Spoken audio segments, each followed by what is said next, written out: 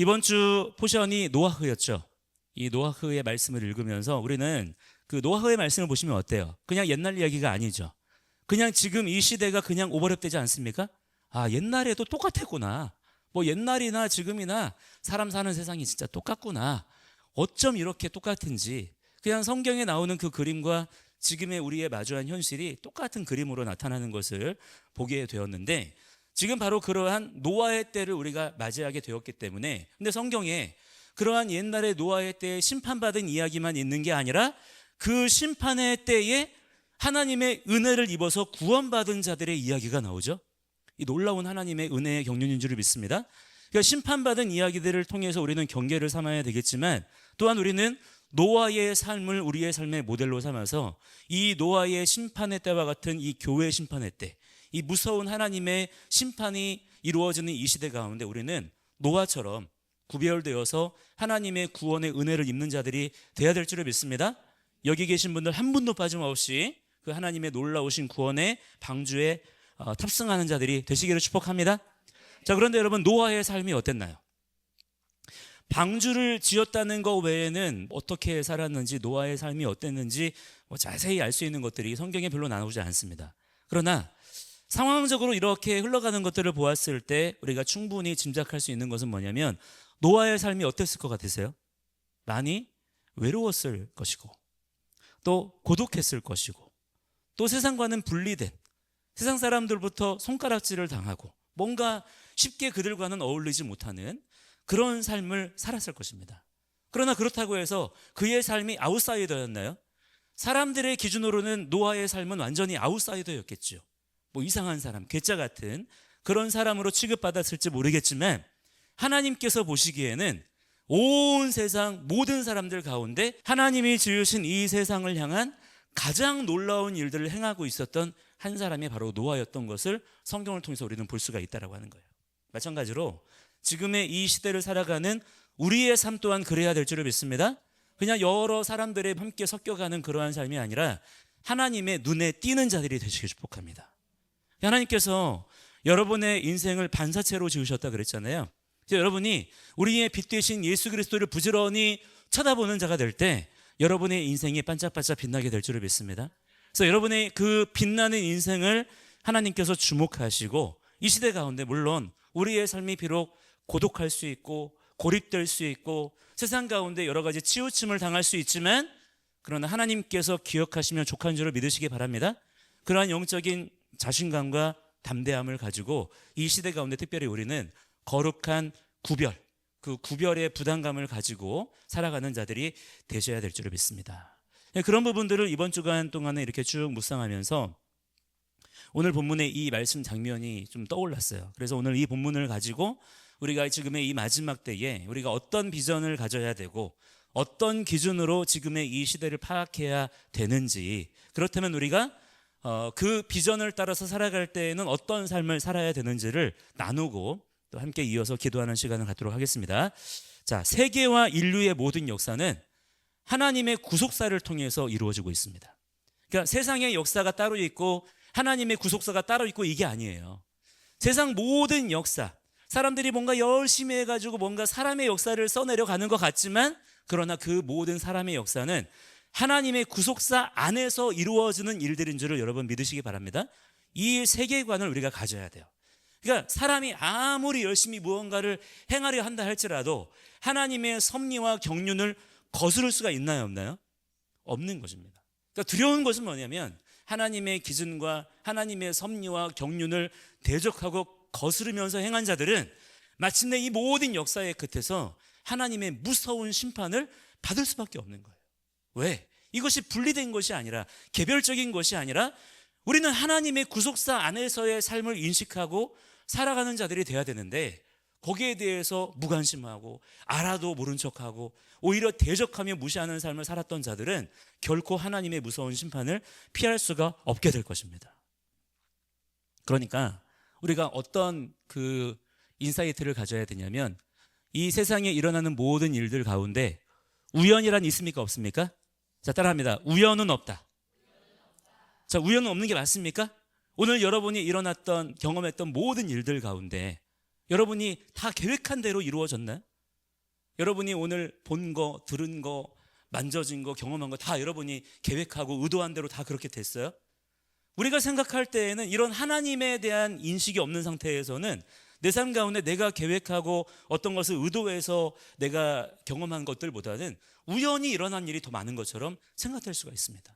그러나 우리 하나님께서 한 분 창조주 하나님이시고 또 그분이 살아계셔서 지금도 우리의 삶에 또한 우리의 모든 삶의 걸음걸음의 자리마다 또한 이 나라와 세계의 모든 열방의 역사 가운데 함께 하시는 분이신 줄을 믿습니다. 그렇다면 우연이란 없는 거예요. 우연이란 없는 것입니다. 모든 것이 하나님의 은혜와 경륜 가운데 이루어지는 것인 줄을 우리는 분명히 인식하는 자들이 돼야 될 줄을 믿습니다. 아마 오늘도 제가 뉴스를 다 보진 않았지만 오늘은 진짜 뉴스 볼 새도 없었네요. 오늘도 아마 뉴스에서 여러 가지 다양한 시끄러운 얘기들이 막 쏟아져 나왔을 것입니다. 그러나 그 모든 일들이 그냥 일어나는 것이 아니다라고 하는 거예요. 세상의 모든 것들은 하나님의 허락하심과 하나님의 통치하심 가운데 일어나는 것임을 믿음으로 붙잡는 자들이 되시기 바랍니다. 이 하나의 인사이트만 딱 가지셔도요, 우리가 예전보다 더욱 담대할 수가 있어요. 특히 하나님께서 이루어 가시는 모든 역사는 흔히 우리가 구속사라고 말하는 하나님의 구원의 역사입니다. 하나님은 지금 이 모든 역사들을 통해서 하나님의 구원의 일들을 지금 이루어 가고 계세요. 만물을 창조하신 하나님께서 죄로 인해 망가져버린 이 모든 피조 세계를 지금 바로잡아 가고 계십니다. 마침내 우리 주님 다시 오실 때 다시 온전케 회복하시려는 것이 하나님의 구속사예요. 그리고 이 모든 일들을 위해서 부름받은 자들이 바로 예수 그리스도 안에서 이스라엘로 접붙임 받은 우리 믿음의 성도들인 것을 여러분 믿으시기 바랍니다. 따라서 우리 성도들은 지금 세상에 돌아가고 있는 지금의 이 모든 일들을 통해서 뭐를 봐야 돼요? 하나님의 구원의 역사를 보는 자들이 돼야 된다는 거예요. 여기에 관심을 가져야 된다는 거죠. 그래서 나의 삶을 통해서 그냥 세상이 이렇게 흘러가는구나, 내 인생은 이렇게 가는구나, 이게 아니고 먼저 그의 나라와 그의 의를 구하라 말씀하셨잖아요. 우리는 하나님의 이 구속사의 성취를 추구하며 소망하며 바라보는 자들이 돼야 될 줄 믿습니다. 거기에 우리의 관심과 열정을 쏟아야 되는 것이고 그 뜻에 맞춰 기도하는 자들이 돼야 된다는 거예요. 자, 오늘 본문의 말씀도 우리가 그러한 맥락에서 이해할 수 있어야 됩니다. 우리가 성경에 기록된 여러 이야기들을 매번 이런 식으로 이해하고자 노력하는 것은 굉장히 중요한 거예요. 그냥 역사가 아니라 하나님의 구속사 안에서 이루어지는 이 세상의 일들이에요. 그럴 때에 비로소 말씀 속에 담겨진 하나님의 의도를 우리가 바르게 이해하고 깨달을 수가 있게 됩니다.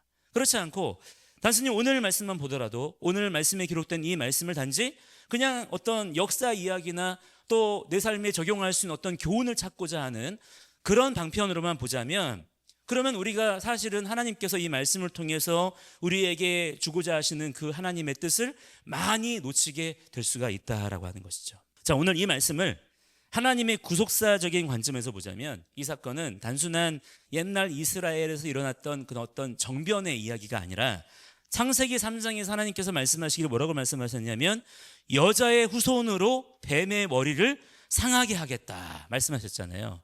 하나님의 놀라운 구속사의 선언입니다. 바로 그 인류와 피조 세계를 구원하시려는 하나님의 구원 계획을 이루어 나가시는 중에 전개되고 있는 구속사 중에 하나로 봐야 되는 거예요. 하나님의 구원 계획은 여자의 후손, 즉 그리스도를 아브라함과 다윗의 자손으로 보내실 것을 언약하셨어요. 그리고 이것을 마침내 성취해 나가시는 그 와중에 지금 이 본문에서의 일들이 벌어지고 있는 것이라는 사실입니다. 자, 이러한 맥락에서 아합의 딸 아달랴가 어떤 일을 벌입니까? 다윗 자손인 유다 왕족의 씨를 진멸하고 유대 나라의 왕위에 올라서 6년간을 다스렸다라고 기록이 되어져 있잖아요. 이것은 지금 어떤 일이냐면 구속사에 있어서 지금 엄청나게 큰 위기라고 할 만한 반역의 역사가 지금 이스라엘 땅 가운데 일어났다라고 하는 거예요. 로마서 5장 12절 말씀해 보시면 한 사람으로 말미암아 죄가 세상에 들어왔다라고 말씀한 것과 같이 오늘 본문에서는 뭐라고 나오냐면 한 사람 여호사밧으로 말미암아서 아합의 씨가 유다 왕국에 들어오게 되었고요. 급기야는 왕위까지 탈취당하는 일이 벌어지게 되었다는 것입니다. 여러분, 사탄은요, 자신이 여자의 후손에 의해서 멸망을 당하게 될 것이라는 점을 알까요, 모를까요? 이미 알고 있습니다. 그러니까 사단은 이미 사형 선고가 내려진 존재예요. 그러니까 사단은 장차 영원한 자기의 나라를 건설하겠다라는 그런 소망이 있을까요, 없을까요? 얘는 그런 소망이 없습니다. 얘는 자기의 결국을 알아요. 그래서 자기가 마침내 우리 주님 다시 오시는 날에는 그 둘째 사망 불못에 던져질 것이라는 것을 알고 있기 때문에 이 사탄은요, 더 악이 받친 존재예요. 물불 안 가리고 발악을 하는 거예요. 그렇다고 하나님을 그가 직접 대적할 수는 없으니 누구를 맞서고 대적하는 것입니까? 하나님의 형상을 닮은 사람을 직접적으로 대적하고 공격하는 거예요. 그러면서 할 수 있는 대로 허락된 기간 동안 하나님의 구속사를 물불 안 가리고 악을 쓰면서 방해하는 존재가 이 사단이라고 하는 것입니다. 그래서 실제로 인류의 모든 역사 속에는 사탄이 간섭 안 하는 데가 없어요. 창세기 3장 이후로 나타나는 모든 성경의 이야기들과 또 세계사 속에 나타나는 인류의 모든 역사들, 지금 우리나라에서 벌어지고 있는 이 모든 일들도 마찬가지예요. 여자의 후손을 보내시려는 하나님에 맞서서 이를 저지하고 대적하려는 사탄의 영적 전쟁의 역사인 것입니다. 본문은 이런 맥락과 연장선상에서 해석이 되어야 된다고 하는 거예요. 그래서 오늘 본문을 이런 관점에서 잘 한번 관찰해 보시면 이러한 사탄의 의도가 그대로 드러나고 있는 것을 우리가 볼 수가 있습니다. 우리 9절 이하에 보시면 이런 말씀이 나와요. 아하시아의 집이 약하여져서 왕위를 힘으로 지키지 못하게 되었다 그랬습니다. 그러자 그 틈을 타서 누가 일어나요? 아달랴가 일어나요. 10절에 보시면 유다 집의 왕국의 씨를 모두 누가요? 아달랴가 진멸하였다 그랬습니다. 그리고 12절에서는 6년간 아달랴가 유대 나라를 다스렸다라는 기록이 나오는 것을 볼 수가 있습니다. 자, 마치 마태복음 21장에 예수님께서 말씀하신 비유처럼 악한 농부들이 포도밭 주인의 아들을 죽이고 자기들이 그 밭을 송두리째 차지하려고 했던 것과 똑같은 그런 상황들이 앞서 벌어졌다라고 하는 거예요. 항상 역사는 그렇습니다. 등장인물과 그 무대만 바뀔 뿐 이런 식의 패턴들이 계속 반복되는 것을 볼 수가 있다라고 하는 거예요. 자, 왜 그럴까요? 그 뒤에서 하나님의 구속사를 대적하는 누가 있어요? 사탄이 있고, 이 사탄이 부지런하게 하나님의 구속사를 대적하고 방해하는 역사들을 나타내고 있기 때문인 것입니다. 이 사탄의 관심은 언제나 하나입니다. 사탄 숭배자들을 모으는 게 그의 목적이 아니에요. 사탄의 왕국을 건설하는 게 그의 목적이 아닌 것입니다. 하나님의 구속사를 방해하고 하나님의 영광을 찬탈하려는 거예요. 그래서 하나님의 형상으로 지음받은 사람들을 한 사람이라도 더 자기와 함께 둘째 사망 불못으로 끌고 가려는 것이 이 사단의 사악한 계략이라고 하는 것입니다. 오늘 내 개인적인 삶과 또한 지금 이 나라의 현실 속에서 일어나는 모든 일들도요, 우리가 그냥 뉴스에서 나오는 대로 받아들일 것이 아니라 바로 이러한 관점에서 우리가 구별할 수가 있어야 된다라고 하는 것입니다. 사도 바울은 고린도전서 10장 23절에서 이렇게 말씀합니다. 모든 것이 가하나 모든 것이 유익한 것은 아니요, 모든 것이 가하나 모든 것이 덕을 세우는 것은 아니다, 이렇게 말씀을 해요. 또한 31절에서는 이렇게도 말씀합니다. 그런즉 너희가 먹든지 마시든지 무엇을 하든지 다 하나님의 영광을 위하여 하라. 그러니까 여러분이 할 수 있다고 해서, 나에게 어떤 가능성이 있다고 해서, 뭐가 주어져 있다고 해서 그걸 다 하려고 하지 말라는 거예요. 분별해야 된다는 것입니다. 그렇다면 그 분별의 기준이 뭐라는 거예요? 하나님의 영광을 위하여 하라는 거예요. 우리의 모든 선택과 결정의 기준은 한 분 하나님, 그분이 살아계시고 오직 그분이 모든 영광을 독차지하셔야 될 줄을 믿습니다. 이것이 우리의 삶의 세계관이 되어야 된다는 거예요. 모든 것이 가하지만 모든 것이 유익한 것이 아니에요. 모든 것이 가하지만 모든 것이 덕을 세우는 게 아니에요. 그럼 뭐가 유익한 것이고 뭐가 덕을 세우는 것입니까? 하나님께서 영광을 받으셔야 될 줄 믿습니다. 여기에 우리가 우리의 삶의 초점을 딱 맞추면 우리가 분별을 잘 할 수가 있다는 거예요. 즉 우리 인생의 중심을 내가 지금 어디에 두고 있느냐가 중요하다는 것입니다. 여러분, 내 삶은 my life가 아닌 줄을 여러분 선언하시기 바랍니다. 내 거가 아니에요. 내가 지금 가지고 살아가는 것처럼 보이지만 이 생명은 내가 만들어내서 내가 그렇게 주도권을 가지고 살아가는 게 아닙니다. 지금 나에게 남아있는 생명의 연수가 얼마나 남았는지 아시나요? 아무도 몰라요. 아무도 모르는 것입니다. 그리고 내가 지금 이렇게 소중하게 여기는 것이지만 나에게 정해진 때가 되면 이거 내놓아야 돼요. 그 어느 순간도 이 생명의 주인 노릇을 할 수 없는 게 바로 우리의 삶인 것입니다. 그러므로 우리는 내 삶이 누구 거라는 것을 고백해야 돼요. His life예요. 하나님의 것임을 의지적으로 인정하시고 고백하는 자들이 되시기 바랍니다. 그렇게 우리가 우리의 인식을 의지적으로 바꿔야 돼요. 의지적으로. 나의 삶은 하나님의 것이다. 알지만, 맞아요. 알고 있어요. 알지만, 그러나 의지적으로 그 생각을 일부러라도 하셔야 돼요. 나의 삶은 나의 것이 아니라 하나님의 것이다. 우리가 그 믿음을 가지고 살아갈 때 우리가 하나님께 영광을 돌리는 삶을 살아가게 될 줄을 믿습니다. 그래서 갈라디아서 2장 20절에도 보시면 사도 바울이 이렇게 얘기해요. 이제 내가 사는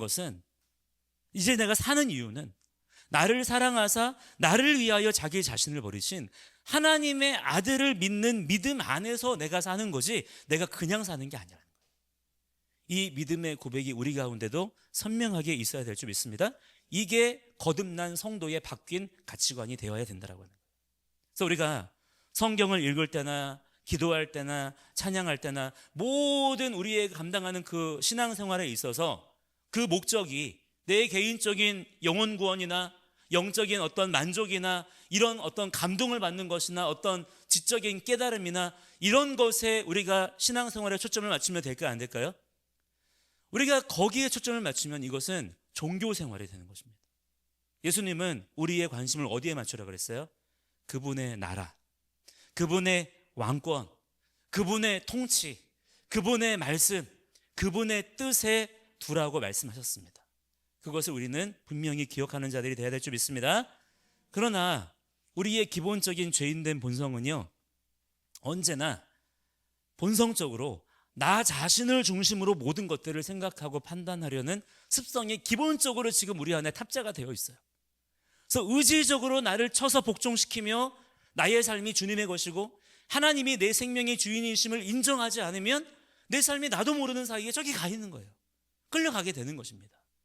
그래서 쳐서 복종시켜서라도 자꾸만 내 생각의 방향을 주님께로 맞추는 자들이 되셔야 될 줄 믿습니다.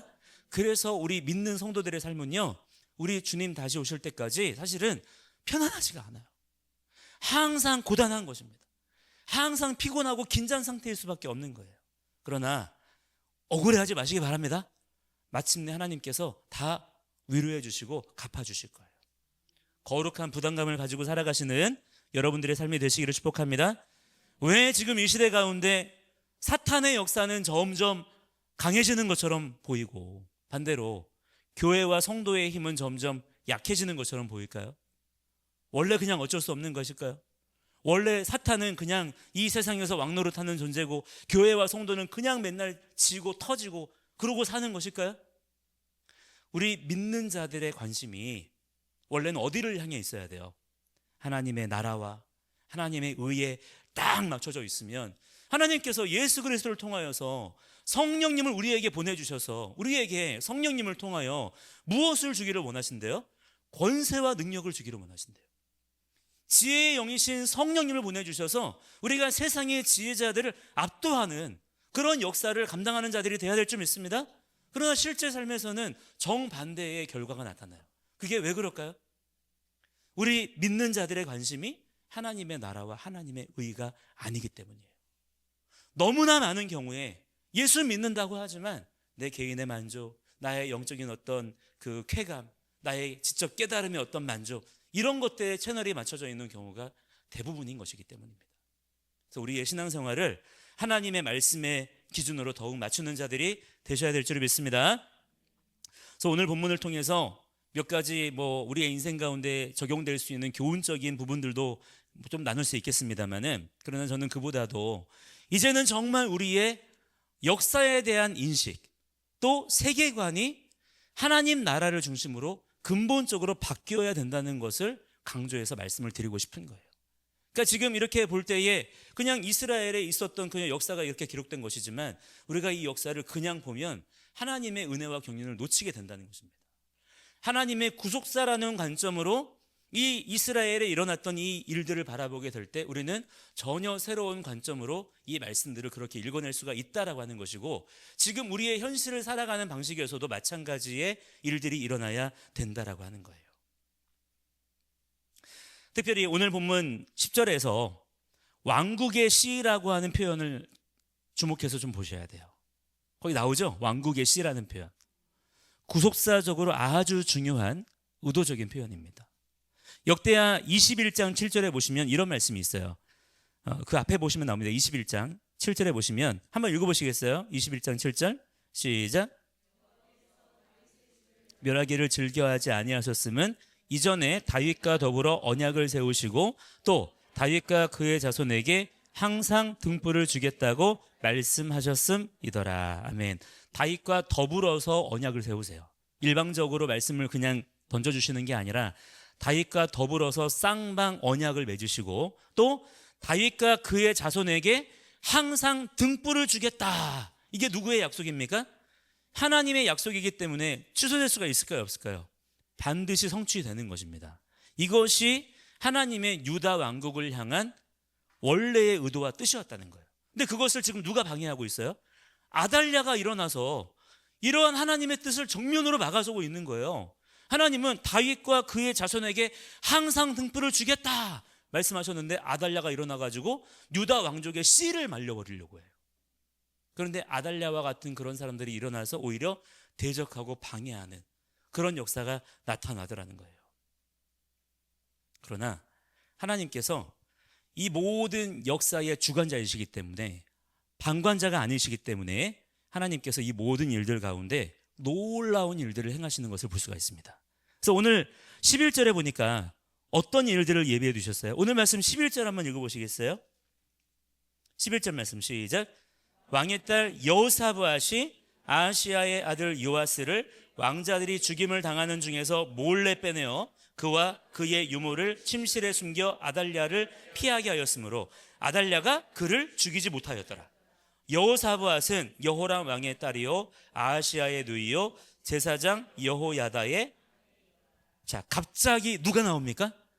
갑자기 여호사브앗이라고 하는 사람이 등장을 합니다. 참고로 이 여호사브앗은 어떤 뜻이냐면 하나님께서 맹세하셨다라는 뜻이에요. 하나님이 아까 역대하 21장 7절에서 하나님께서 맹세하신 게 뭐예요? 다윗과 더불어 언약을 맺으시면서 다윗과 그의 자손에게 항상 등불을 주겠다, 그렇게 맹세하셨잖아요. 그 이름의 뜻대로 이 여호사브앗이 하나님의 그 약속하신 말씀을 신실하게 성취하시기 위해서 어떻게 하냐면, 지금 아달랴는 유다 왕족의 씨를 말리려는 게 아달랴가 하려는 일이잖아요. 근데 거기에 맞서서 누가 일어납니까? 여호사브앗이 그 이름의 뜻대로 여호와의 맹세를 지키기 위해서 다윗 왕조의 마지막 남은 생존자 요아스를 왕자들이 그 죽임과 도륙을 당하는 그 절체절명의 위기의 상황 속에서 몰래 빼내는 거예요. 그래서 아달랴가 눈에 불을 켜고 그렇게 왕족을 씨를 말리려던 그 무서운 그 압제의 상황 속에서 무려 6년 동안이나 성전에 숨어 지내게 했던 것을 볼 수가 있는 것입니다. 자, 이 말씀을 볼 때에 마치 로마서 9장 29절에 뭐라고 써 있냐면, 만일 만군의 주께서 우리에게 씨를 남겨두지 아니하셨더라면 우리가 소돔과 같이 되고 고모라와 같았으리로다, 이런 말씀이 있거든요. 하나님께서는 정말 사람의 눈으로 볼 때에는 완전히 다 패망한 것 같아요. 더 이상 소망이 없는 것 같이 보여지는 때라 할지라도 하나님의 남겨두신 카드가 있는 줄을 여러분 믿으시기 바랍니다. 하나님은 절대로 하나님의 말씀하신 약속을 폐기하지 아니하시는 분이세요. 여러분, 이론 생각해 보세요. 아달랴라는 절대 강력한 권력을 가진 자가 일어나가지고 유다 왕족의 씨를 말려서, 이게 무엇입니까? 그냥 유다 왕족의 씨가 말려지는 게 아니라 하나님의 약속이 파기되어지는 그런 절체절명의 위기예요. 이거를 막을 자가 있겠습니까? 감히 지금 이 시대 가운데 아달랴를 막아설 사람이 있겠나요? 지금 완전히 그냥 절망스러운 상황이에요. 근데 하나님께서는 여호사밧이라고 하는 전혀 예상하지 못했던 그 인물을 통해서 하나님의 놀라우신 반전의 역사를 일으키신 것을 볼 수가 있다라고 하는 것입니다.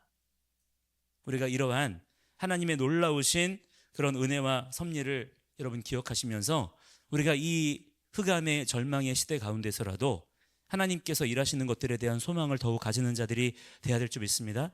생각해 보세요. 노아가 하나님께서 온 지면을 홍수로 쓸어버리시겠다 말씀하셨을 때 노아가 세상을 바라볼 때 어떤 마음이었을까요?